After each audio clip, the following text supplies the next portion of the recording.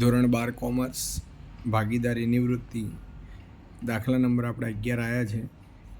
Moon, star અને સન એક પેઢીના ભાગીદારો છે.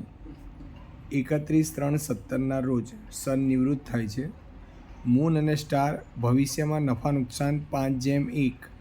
અત્યાર સુધી આપણે નવું નફા નુકસાનનું પ્રમાણ અહીંયા હાલતા હતા. હવે આપણને 5:1 આપી દીધું. 31/3/17ના રોજ તેમની પેઢીનું પાકું સરળ નીચે પ્રમાણે છે.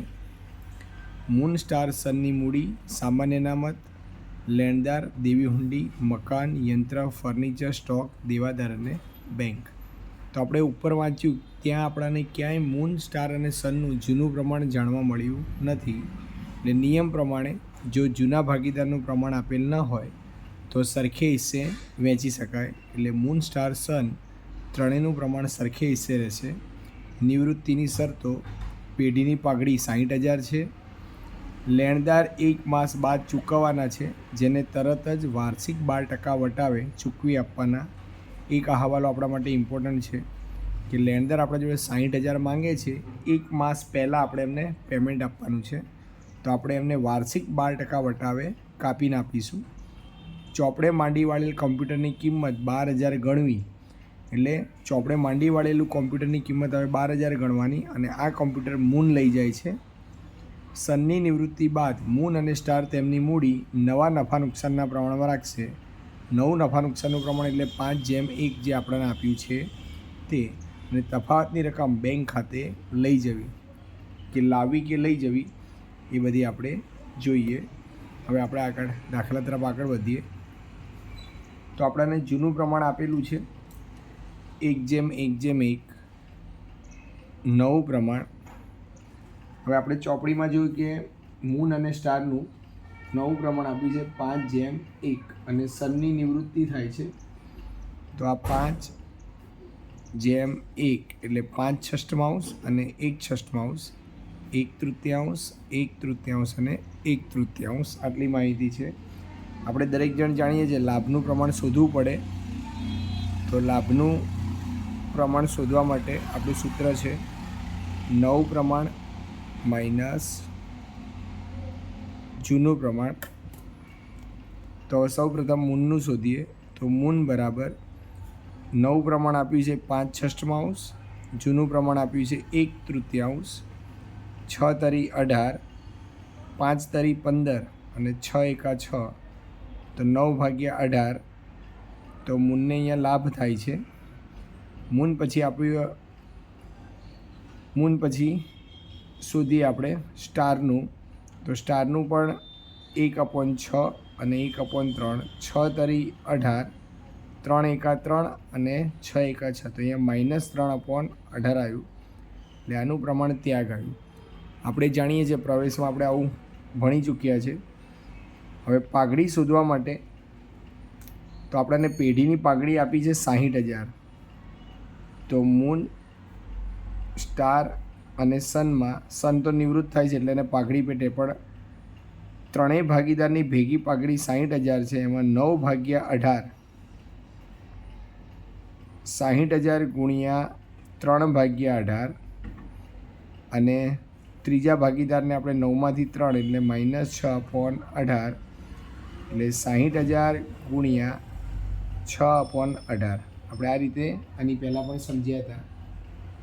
એટલે મૂન, સ્ટાર અને સનને આવી રીતે આપણે પાઘડી પેટે રકમ આપીશું, જેમાં સ્ટારને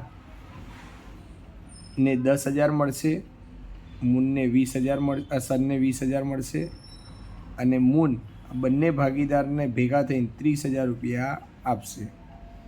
આ બંનેના ખાનામાં જમા થશે. કારણ કે સનની નિવૃત્તિ આપણે આ રીતે પણ શોધી શકીએ. 60,000 ગુણ્યા 1/3 તો પણ સનને 20,000 રૂપિયા મળે છે. બાકીની આપણે એન્ટ્રી જોઈ લઈએ. જેમ ગણીએ છીએ તેમ. તો બાકી આગળ લાવ્યા. મૂનની છે 1,60,000, 2 લાખ રૂપિયા અને 1,80,000. સામાન્ય અનામત વહેંચાય.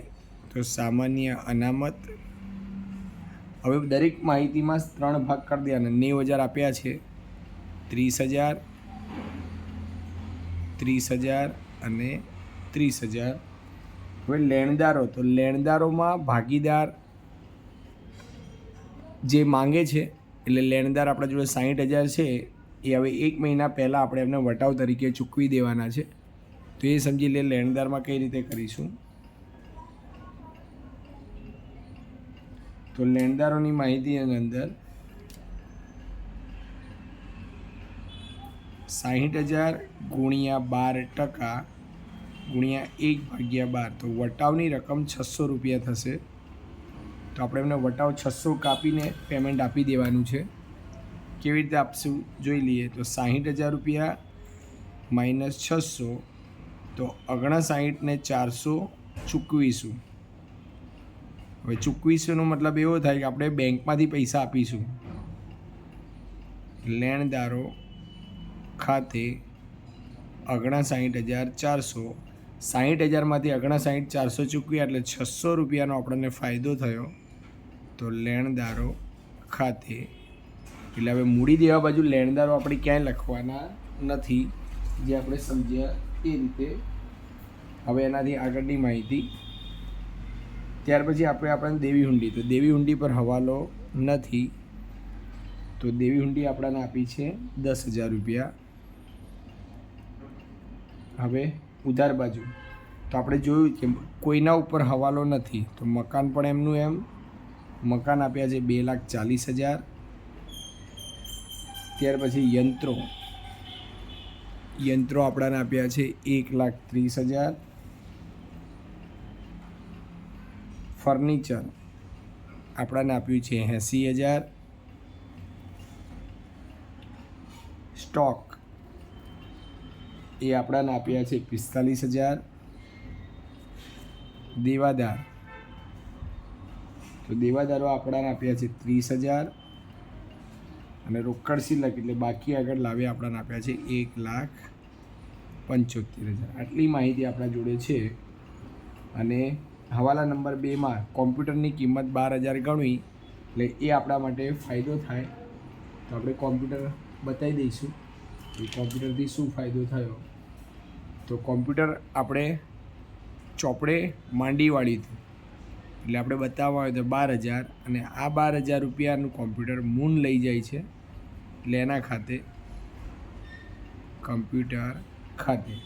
હવે જે મહત્ત્વની એન્ટ્રી છે આપણી પાઘડી, તો સ્ટાર અને સન ને પાઘડી પેટે રૂપિયા મળશે, ને આ બધા જ રૂપિયા મૂન આપશે, એટલે મૂનના મૂડી ખાતે.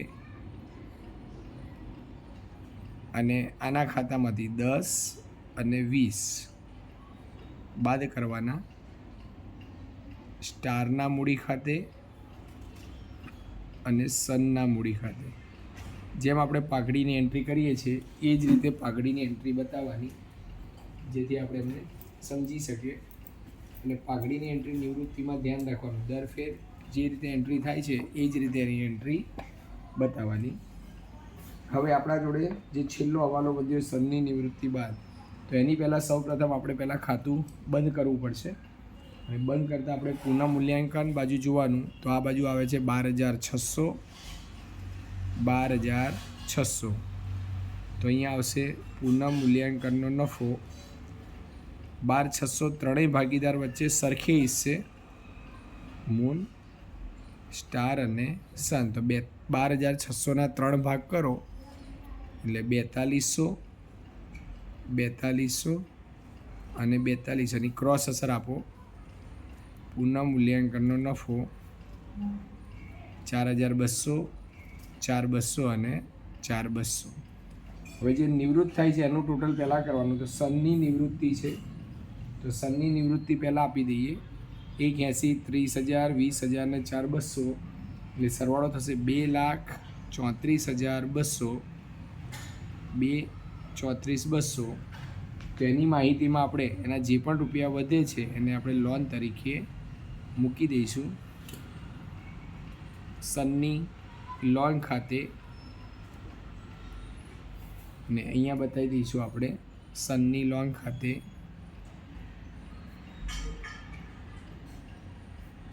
2,34,200. હવે જે મહત્ત્વનો મુદ્દો છે એ આપણે છે લાસ્ટ હવાલો. ફરીથી ચોપડીમાં એકવાર જોઈ લઈએ.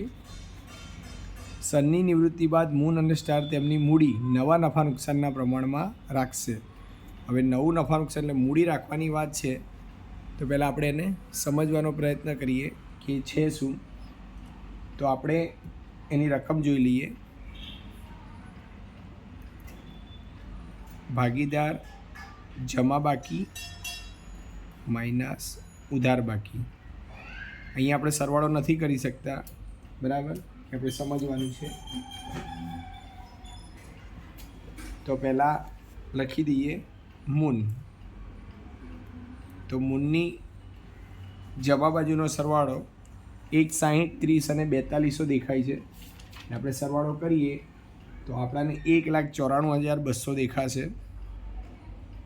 અને માઇનસ ઉધાર બાકી 20, 30 અને 12,000 બીજા, એટલે 42,000 રૂપિયા વધે. અને જો 1,94,200માંથી આટલા બાદ કરીએ તો 1,52,200 વધે.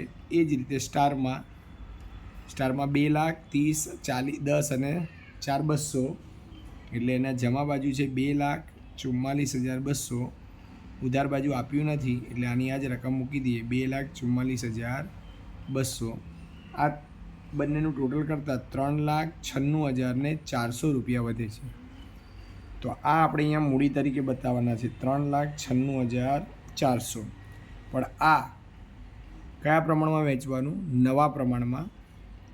તો સૌ પ્રથમ મૂન 3,96,400 નવું પ્રમાણ આપણે જાણીએ છીએ 5/6. તો અહીંયા અપૂર્ણાંક આવશે 3,30,333.33. તો આપણે આટલા જ રૂપિયા લઈશું, એટલે આખરની મૂડી 3,30,333. એ જ રીતે સ્ટારમાં 3,96,400 ગુણ્યા 1/6 આપણા પૂર્ણાંક આવશે 66,067. આપણે કરી દઈએ એટલે 66 આવે સમથિંગ.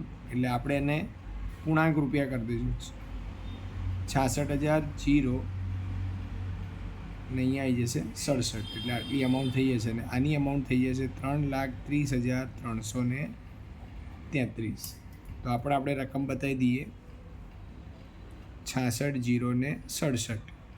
હવે બંને બાજુમાંથી જે બાજુ રૂપિયા વધઘટ થશે એ આપણે બેંક કે રોકડ ખાતે, જેમ આપણને સૂચના છે છેલ્લા વાલામાં લખ્યું છે, હવે બેંક ખાતે લઈ જવી. તો આ બાજુ પણ જે રૂપિયા વધશે અને આ બાજુ પણ જે રૂપિયા વધશે. આપણે જોઈ શકીએ છીએ કે આ બાજુનો સરવાળો 1,94,200 હતો, પણ આ બાજુનો વધારે છે. તો આપણે અહીંથી આગળ વધીશું. એની અંદર ખાલી આપણે સરવાળો કરીએ તો 3,72,333, 3,200,333. એમાંથી 1, 2 અને 3 રકમ બાદ કરતા, એનો મતલબ 3,72,333માંથી 1,94,200 બાદ કરીએ છીએ તો 1,78,133 રૂપિયા વધે છે. તો એની અસર અહીંયા આપવાની. એનો મતલબ આને મૂનને આટલા રૂપિયા લાવવાના થશે. મૂનના મૂડી ખાતે 1,78,133.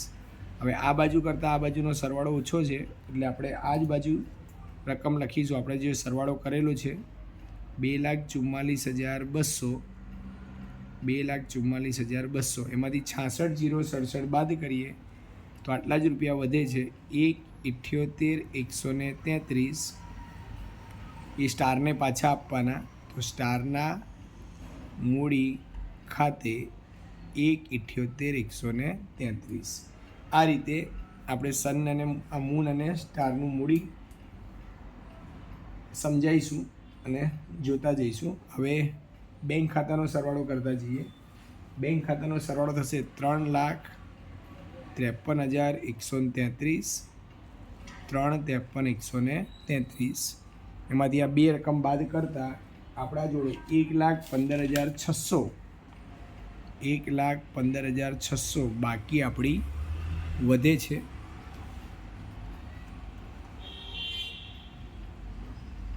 તો એ અહીંયા લખી દેવાની. બેંક ખાતે 1,15,600. હવે આ જે મૂડી શોધી છે એને આવી રીતે લખી દેવાની 3,30,333, અને 66,067. હવે આનો સરવાળો કરતાં આપણે જાણીએ છીએ કે બધી રકમ ભેગી કરીએ એટલે 6,40,600. 6,40,600.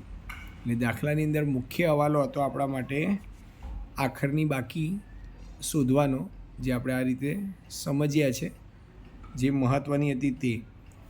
તમે ડાયરેક્ટ અહીંયા ના લખી શકો, પહેલાં સમજવાનું અને પછી ત્યારબાદ આપણે એને એન્ટ્રીમાં લઈ જઈ શકીએ.